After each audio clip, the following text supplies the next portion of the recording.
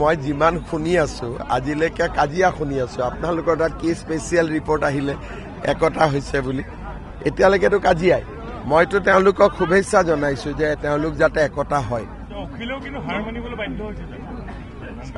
মই কাৰো ওপৰত আপোনালোকে জানে যে মোৰ ইলেকশ্যন আহিলে মই মানুহৰ ওপৰত কমেণ্ট দিয়াটো বন্ধ কৰোঁ মই মোৰ ভাল কামখিনি দেখুওৱা মানুহক যোৱাবাৰো MP ইলেকশ্যনত কাকো এটা শব্দও গালি নাপাৰাকৈ মই ইলেকশ্যন কৰিছোঁ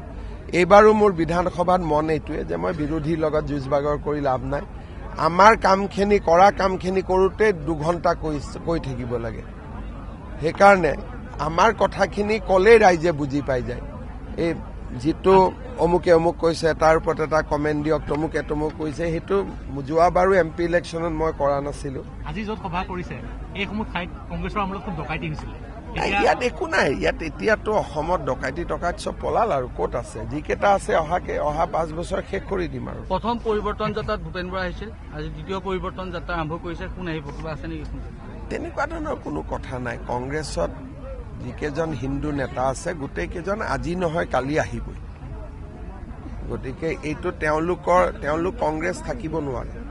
যোনে হিন্দু পৰম্পৰা মানে ঘৰত মন্দিৰত চাকি জ্বলাই বা ভাগৱতত পূজা সেৱা কৰে তেওঁলোকে বহুত দিন কংগ্ৰেছত থাকিব নোৱাৰে এইটো কথা মই 2015ত যোগদান কৰাৰ দিনাই কৈছিলোঁ আৰু আজিও সেইটো কথাতে মই ভাবোঁ যে লাহে লাহে আপোনালোকে দেখিছে এতিয়া কংগ্ৰেছত হিন্দু নেতা কেইজন আছে